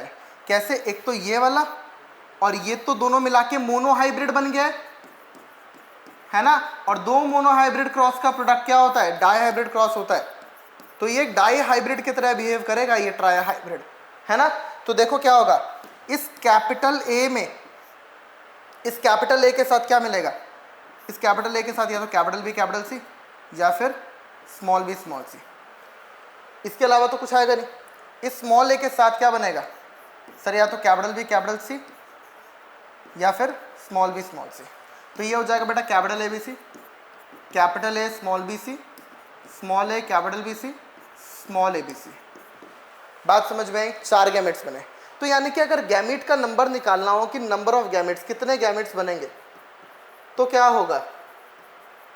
2 की power n minus number of linkage. n क्या है? Number of heterozygous. जैसे कि यहां पर हेट्रोजाइगस कितने? 2 की पावर n। हेट्रोजाइगस कितने? सर 3 है, 3 हेट्रोजाइगस है, 3 है ना, माइनस लिंकेज कितना? इन दोनों के बीच में लिंकेज है, 1 लिंकेज हो गया सर, तो 2 की पावर 2 यानी कि 4। ठीक है ना, ये मोनोहाइब्रिड बन गया है। क्लियर है बच्चों बात? अब ध्यान देना, मैंने क्या बोला, अब ये प्लस ए प्लस बी है, मतलब capital A small a capital B small b, ऐसे है, ऐसे भी रिप्रेजेंट करते हैं हम, ठीक है ना। If a small a and b show 30% recombinant, बेटा जी स्मॉल ए और स्मॉल बी, मतलब जीन ए और gene B, not small a b, gene A और बी 30% रिकॉम्बिनेंट शो करते हैं। तो what will be the percentage of each type of gamete? Okay, तो बेटा आप एक चीज जानते हो, अगर कुछ गिवन नहीं है तो सिस कंडीशन ले लो। तो आपके पास ये वाला है, तो आपको पता है कि पेरेंटल क्या होता है? यही होता है। नया कॉम्बिनेशन क्या है? कैपिटल ए के साथ स्मॉल बी, स्मॉल ए के साथ कैपिटल बी, ये नया कॉम्बिनेशन है। तो जो नया कॉम्बिनेशन है ये रिकॉम्बिनेंट, ये 30% दे रखे हैं, तो सिंपल सी बात है पेरेंटल 70% होंगे। यानी कि ये वाला, यानी कि ये वाला कितना होगा? 35%, आधा ये होगा इन दोनों में। क्या कौन सा? प्लस प्लस, ये क्या है? माइनस माइनस, कितना 35%। ये दोनों मिलाकर कितना है बेटा 30% है, तो आधा कितना होगा 15%, ये वाला कितना होगा 15%, क्या सर प्लस बी है ना, और यहाँ पर सॉरी हाँ प्लस बी, एक कैपिटल ए को प्लस लिखा है, यहाँ पर प्लस ए, बात समझ में आई है ना, यहाँ पर प्लस ए लिखा है, तो देख लो ये वाला डी ऑप्शन में है क्या, है ना। तो आपको इस तरह से सवाल करना है कि 30% रिकॉम्बिनेंट है, तो देखो रिकॉम्बिनेंट मिला के 30% है और पेरेंटल जो है वो 70% होंगे, सिंपल। अब ध्यान देना, एक और सवाल है, आपसे पूछ रहा है कि प्लांट में डिफरेंट टाइप के गैमेट बन रहे हैं। देखो कैपिटल पी कैपिटल क्यू दे रखा है आपको 10%, क्या ये सवाल में थोड़ा सा मिसप्रिंट है बेटा जी, इसको हटाओ यार, मास्टर को सवाल याद है। देखो इधर ये कैपिटल पी कैपिटल क्यू 10% दे रखा है आपको, मैं सवाल लिख रहा हूँ पूरा, कैपिटल पी स्मॉल क्यू दे रखा है आपको 40%, स्मॉल पी कैपिटल क्यू दे रखा है आपको 40%, और स्मॉल पी स्मॉल क्यू दे रखा है आपको 10%। बहुत सही, ठीक है ना। तो कैपिटल पी कैपिटल क्यू और स्मॉल पी स्मॉल क्यू 10% दे रखे हैं क्या, देखो सर यही, ये देखो ये पेरेंटल है, पेरेंटल होते हैं दोनों, और कैपिटल पी स्मॉल क्यू या स्मॉल पी कैपिटल क्यू ये कितना 40% दे रखे हैं, ये क्या है सर, ये तो रिकॉम्बिनेंट है। इसका मतलब क्या है सर, अगर ये सिस कंडीशन होती तो ऐसा कभी नहीं होता, सिस कंडीशन होती तो हमेशा ये ज्यादा होते, ये वाले ज्यादा होते, है ना। ये ट्रांस कंडीशन है, ये कैसी कंडीशन है ट्रांस, क्यों सर कैसे पता चला, देखो इधर ये ट्रांस कंडीशन है, capital A capital small B capital B, ये देखो ऑपोजिट बनाया कैपिटल वाले, स्मॉल वाले भी ऑपोजिट बनाया मैंने, ये ट्रांस कंडीशन बनाई है। तो ये कैपिटल ए किसके साथ आना ज़्यादा पसंद कर रहा है, बी के साथ, स्मॉल ए किसके साथ आना पसंद कर रहा है, बी के साथ, यानी कि ये दोनों मिला के 50% से ऊपर होंगे। देखो 40-40 80% दे रखे हैं दोनों, इसका मतलब ये ज़्यादा है, इसका मतलब ट्रांस कंडीशन में बैठा है, लिंकेज हो रखा है, लिंकेज है, कितना लिंकेज है सर 80% लिंकेज है, इनकम्प्लीट लिंकेज है, और इनकम्प्लीट लिंकेज है 80% लिंकेज है और ट्रांस कंडीशन है। ऑप्शन पढ़ते हैं, जीन शोइंग कंप्लीट लिंकेज, बिल्कुल गलत बात भाई, ट्रांस कंडीशन में 100% सही बात है ना। जीन्स आर नॉट लिंक, बिल्कुल गलत बात है। जीन सिस कंडीशन में ये भी गलत बात है, तो ट्रांस कंडीशन में, तो बात समझ में आई आप लोगों को। चलो एक और सवाल, अब ये ना आप लोग पहले वीडियो को पॉज करके बेटा ये सवाल खुद प्रैक्टिस करोगे, है ना। जब नहीं आएगा तो आप देखोगे, अगर आ गया तो आंसर मैच कर लेना कि सही है कि गलत। चलो ऊपर वाला एक आपको यहां पर दिख रहा है क्या, ऊपर वाला ये कैपिटल डी स्मॉल आर है, और यहां पर ये दे रखा है स्मॉल डी कैपिटल आर। ये ऊपर वाले जो हैं ये वाले आ गए हैं, और ये जो नीचे वाले हैं वो ये दोनों आ गए। बात समझ में आई। तो अब ध्यान से देखना, इसका मतलब ये बताना चाह रहा है आपको कि ये ट्रांस कंडीशन में बैठा है, बिल्कुल ठीक है, हमने पहचान लिया ट्रांस कंडीशन है ना। ये जीन शो करते हैं 30% रिकॉम्बिनेशन, है ना, कितना शो करता है 30% recombination. Find out the percentage of gamete which contains this genotype, ये वाला जीनोटाइप, ठीक है, यानी कि बात कर रहा है कैपिटल ए कैपिटल बी, ये गैमेट आए, इसके कितने % चांसेस है, आंसर होगा, है ना, सॉरी बी नहीं है ना, कैपिटल डी कैपिटल आर आने के चांसेस कितने % है बेटा, कैपिटल डी कैपिटल आर आने के, डी आर डॉक्टर बनने के चांसेस कितने % है, वहाँ पर तो 100% है और होने भी चाहिए। यहाँ पर देख लेता है गैमेट का परसेंटेज क्या है बेटा, तो कैपिटल डी कैपिटल आर। तो आप लोगों को एक चीज़ पता है कि कैपिटल डी इस कैपिटल आर के साथ आएगा कब, जब रिकॉम्बिनेशन होगा, नया कॉम्बिनेशन बनेगा तब ये इसके साथ आएगा, बिल्कुल ठीक बात है, रिकॉम्बिनेशन होगा तब ये बनेगा। और ये वाला इसके साथ कब आएगा, जब रिकॉम्बिनेशन होगा।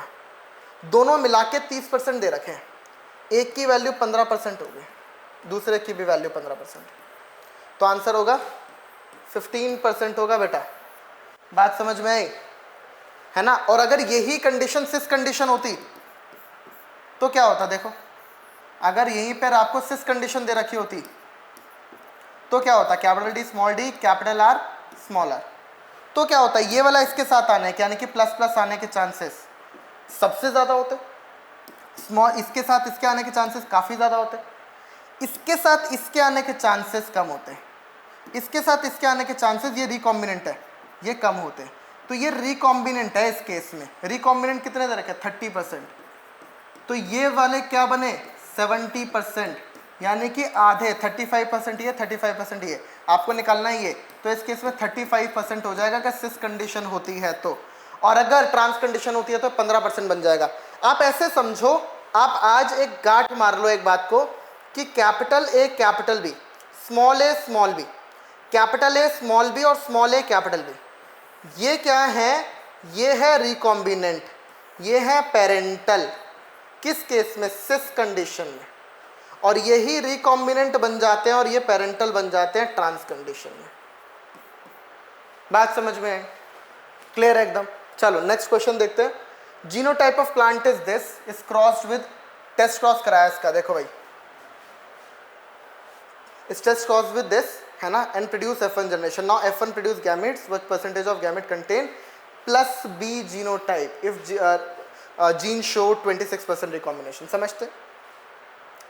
तो भाई ध्यान से सुनना, ऊपर क्या है, capital A capital B capital A capital B. आप बोलोगे सर आपको कैसे पता ए बी है, ये देखो ना, ए और बी दो ही तो जीन से रखे। तो ध्यान से सुनना, ये वाला जो जीनोटाइप है इसको क्रॉस कराया मैंने इसके साथ, यानी कि ये क्या कंडीशन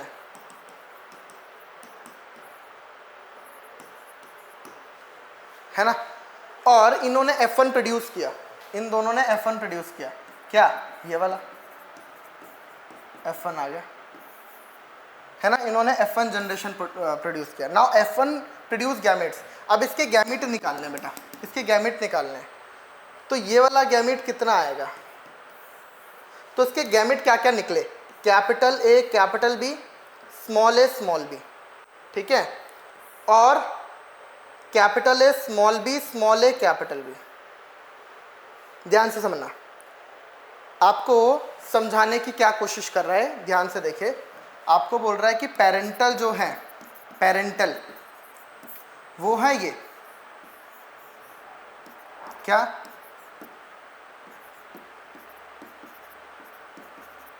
ये है, इसको क्रॉस किया हमने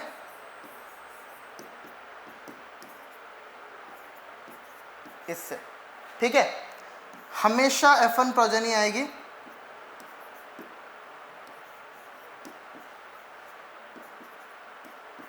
भाई इसमें से यह है ना, और इसमें से यह आ गया, क्लियर है। अब बोलोगे सर रिकॉम्बिनेशन नहीं, अरे होगा भी तो इन दोनों के बीच में होगा, तो कैपिटल बी से ही रिप्लेस हो जाएगा, कैपिटल ए के साथ ही हो जाएगा। फीमेल के अंदर भी ऐसा ही होगा, मेल के अंदर भी ऐसा ही होगा, ठीक है ना। तो ये F1 प्रोजेनी आ गया, यानी कि यहां से आपको एक चीज पता चल रहा है, कैसे ये सिस कंडीशन है, ये बता रहा है सिस कंडीशन है, लेकिन अगर ये ऊपर का सीन बदल देता ना, तो ये ऐसा हो सकता था कि ट्रांस बन जाए।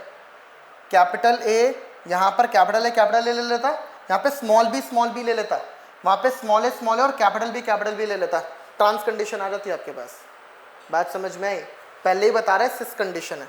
सिस कंडीशन है बहुत सिंपल, ये वाले पेरेंटल और ये वाला रिकॉम्बिनेंट, ठीक है। रिकॉम्बिनेंट 26% शो करते हैं, ये दोनों मिला के 26% है। तो ये कितना होगा 13, और ये भी कितना होगा 13। तो आपको निकालना है प्लस बी, प्लस मतलब ए कैपिटल वाला स्मॉल बी, कितना होगा 13%। बात समझ में आई आप लोगों को, सिस कंडीशन थी इसलिए 13% आया। अब इसका ट्रांस का, इसका आपको ट्रांस का बताना है। अगर ये ट्रांस कंडीशन बनती F1 में तो आंसर क्या होता, ये आपको कमेंट बॉक्स में बताना है, ठीक है।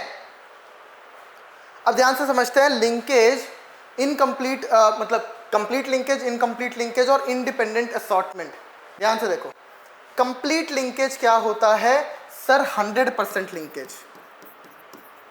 इसका मतलब है, ध्यान से देखना, इसका मतलब है कैपिटल ए हमेशा, देखो ये वाली कंडीशन बनी है, मतलब ये हमेशा इतने क्लोज है, ये इतने पास है, इतना गहरा बॉन्ड शेयर करते हैं है ना। इन्होंने बोला कि हमने जीने मरने की कसमें खाई है कि साथ रहेंगे, साथ जिएंगे, साथ मरेंगे, है ना। इनके बीच में कैसा लिंकेज, कितना लिंक, 100% लिंकेज है बेटा, है ना। इनके बीच में कैसा लिंकेज सर, 100% लिंकेज है, ठीक है। तो ध्यान दीजिएगा कि ये वाला 100% लिंकेज और ये वाला भी 100%, मतलब यही आएंगे गैमेट। ये वाला इसके साथ आ जाएगा, बिल्कुल नहीं आएगा। ये वाला इसके साथ आने वाला नहीं है ना। ये वाला इसके साथ आने वाला कतई नहीं है, बिल्कुल नहीं आएगा। ये तो कंप्लीट लिंकेज है। इनकम्प्लीट में क्या होता है, देखो ये बोलता है यार ऐसे मेरा बॉन्ड तो है लेकिन इतना स्ट्रॉन्ग बॉन्ड नहीं है, तो एक काम करेंगे, मैं जाना तो इसी के साथ जाता हूँ। ये भी बोलता है मेरा इसके साथ बॉन्ड बना हुआ है ना, ये इसको लेकर जा रहा है, ये इसको लेकर जा रहा है। लेकिन कभी कभी सोच लेते हैं कि काम करते हैं, ये वाला इसके साथ चला जाए और ये वाला इसके साथ चला जाए। कब, जब इनका थोड़ा सा बॉन्ड टूटेगा, यानी कि ज़्यादा आने के चांसेस इनके ही हैं, 50% से ज़्यादा आने के चांसेस हैं इनके, ठीक है ना। पेरेंटल के चांसेस हमेशा 50% से ज़्यादा है, रिकॉम्बिनेंट कम हुआ। आप ऐसे समझो कि अगर इंडिपेंडेंट असॉर्टमेंट होता जो मेंडल बोलकर गए थे, अगर जो मेंडल बोलकर गए थे वही एकदम लागू होता तो क्या करता, ये बोलता कि देखो मेरा ऐसा कोई बॉन्ड नहीं है, मैं तो कैपिटल ए हूँ, मेरा मन करेगा तो मैं कैपिटल बी के साथ जाऊंगा, मन करेगा स्मॉल बी के साथ, है ना।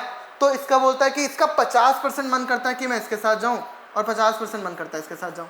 एकदम इंडिपेंडेंट है, इसके ऊपर कोई बाउंडेशन नहीं है, इसको कोई किसी बॉन्ड ने नहीं बांध रखा भाई, है ना। ऐसे स्मॉल ए से पूछा गया, स्मॉल ए भी बोलता कि मैं कैपिटल बी के साथ जाऊं या स्मॉल बी के साथ जाऊं, मेरी मर्जी। आधे टाइम मेरा मन करता है कि मैं कैपिटल बी के साथ जाऊंगा, आधे टाइम मेरा मन करता है कि मैं स्मॉल बी के साथ जाऊंगा। तो इन सब के आने की प्रोबेबिलिटी कितनी सर, इसकी 25%, इसकी भी 25%, इसकी भी 25%, इसकी भी 25%। ये बोलता है कि हम इंडिपेंडेंट है, हम जिसके साथ मर्जी मन करेगा जाएंगे। तो मैंने कहा प्रोबेबिलिटी निकाल लेता हूँ। इसने बोला मैं इसके साथ भी जा सकता हूँ, इसके साथ भी, इसने बोला मैं इसके साथ भी जा सकता हूँ, इसके साथ भी। तो इन चारों के आने की प्रोबेबिलिटी कितनी हुई, 25-25 हुई। टोटल तो 100% ही है ना, उसमें से 25-25 सबकी हुई।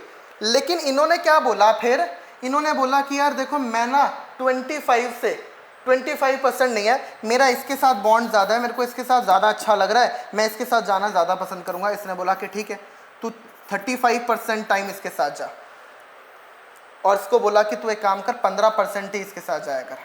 कैपिटल ए को बोला कि तू कैपिटल बी के साथ जा 35%, क्योंकि तुम्हारे बीच में क्या है, लिंकेज है, और वो लिंकेज मैं ज़्यादा तोड़ना नहीं चाहता हूँ, कभी कभी तोड़ूंगा 15%। फिर स्मॉल ए से पूछा गया, उसने कहा मैं तो स्मॉल बी के साथ जाना ज़्यादा पसंद करता हूँ। उन्होंने बोला, इसने बोला कि ठीक है तू भी 35% चला जा इसके साथ, लेकिन इसके साथ भी जाना पड़ेगा। कहता ठीक है चला जाऊँगा, 15% जाऊँगा बस। बात समझ में आई। तो 70% लिंकेज हो गया यहाँ पर, 30% रिकॉम्बिनेशन हुआ। समझ में आई। यहाँ पर 50% रिकॉम्बिनेशन, यहाँ पे रिकॉम्बिनेशन कितना, 50%। यहाँ पर रिकॉम्बिनेशन 30%।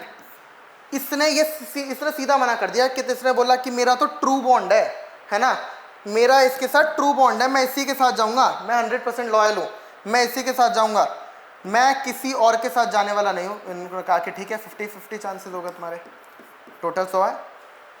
तो उन्होंने कहा कि मैं कैपिटल ए स्मॉल बी के साथ बिल्कुल नहीं जाऊंगा, ठीक है। तो अब देखो यहाँ पे नए रिकॉम्बिनेशन कितना हुआ, 0। तो बेटा जी एक चीज समझो, 50% तो मैक्सिमम है, इससे ज़्यादा तो हो ही नहीं सकता, है ना। फिर 30%, फिर 0%, मतलब जैसे जैसे लिंकेज बढ़ता जा रहा है रिकॉम्बिनेशन कम होता जा रहा है ना। और जैसे जैसे लिंकेज बढ़ता जा रहा है पेरेंटल भी बढ़ता जा रहा है। यहाँ पेरेंटल 50%, यहाँ पेरेंटल 70%, यहाँ पेरेंटल 100%। तो जैसे जैसे हम इंडिपेंडेंट असॉर्टमेंट से लिंकेज की तरफ बढ़ते जा रहे हैं, क्या होता जा रहा है, बिल्कुल ठीक, लिंकेज बढ़ता जा रहा है, रिकॉम्बिनेशन कम होते जा रहे हैं, पेरेंटल बढ़ते जा रहे हैं। क्लियर है बात। अब देखो इंडिपेंडेंट असॉर्टमेंट कब होगा, लिंकेज कब होगा। इंडिपेंडेंट असॉर्टमेंट तो तभी होगा, देखो एक तो कंडीशन है अगर नॉन होमोलोगस पे प्रेजेंट है। मान लो क्रोमोसोम नंबर 1 पे एक जीन है और क्रोमोसोम नंबर 2 पे दूसरा जीन है यहाँ पर, तो इस वाले क्रोमोसोम पे इस वाले क्रोमोसोम, ये दोनों नॉन होमोलोगस क्रोमोसोम है, कभी जिंदगी में लिंकेज नहीं हो सकता। क्यों? एक पे है ही नहीं ना प्रेजेंट जो लिंकेज हो, दोनों अलग अलग पे प्रेजेंट है, तो इंडिपेंडेंट असॉर्टमेंट होगा। दूसरा, genes present on same chromosome but they show 50% recombination. भाई अगर बोलता है कि चलो यहां पर प्रेजेंट है कैपिटल डी स्मॉल डी, लेकिन 50% रिकॉम्बिनेशन होगा, यानी कि 0 लिंकेज होगा, तब ही इंडिपेंडेंट असॉर्टमेंट हो पाएगा। अगर थोड़ा भी लिंकेज हुआ तो इंडिपेंडेंटली तो असॉर्ट हो ही नहीं रहा, फिर तो लिंकेज आ गया, फिर तो बॉन्ड आ गया, फिर तो बंदिश आ गई, है ना। फिर तो हमें उसके साथ जाना ही पड़ेगा। क्लियर है बच्चों? चलिए आज के लिए इतना ही। मतलब मैंने आपको लिंकेज पूरा कराया और लिंकेज के ऊपर सारे सवाल करा दिए। अब लिंकेज के ऊपर नेक्स्ट लेक्चर में हम लोग देखेंगे कि लिंकेज के एक्सपेरिमेंट के बेसिस पे कैसे प्रूव किया था मॉर्गन साहब ने। उसके बाद भी 2-4 क्वेश्चंस करेंगे, फिर हम जीन मैप पढ़ेंगे, जेनेटिक मैप। पिछले सालों में देख रहा हूँ, पिछले सालों में जेनेटिक मैप से यानी कि क्रोमोसोमल मैपिंग से बड़े क्वेश्चंस आ रहे हैं, तो ध्यान से पढ़ेंगे। Stay tune, stay with me, and आप लोग चैप्टर पढ़ते रहिए, ऐसे ही सारे चैप्टर पढ़ाऊंगा, एंड ट्रस्ट मी आप लोगों को बायो में बहुत मजा आने वाला है। Thank you so much.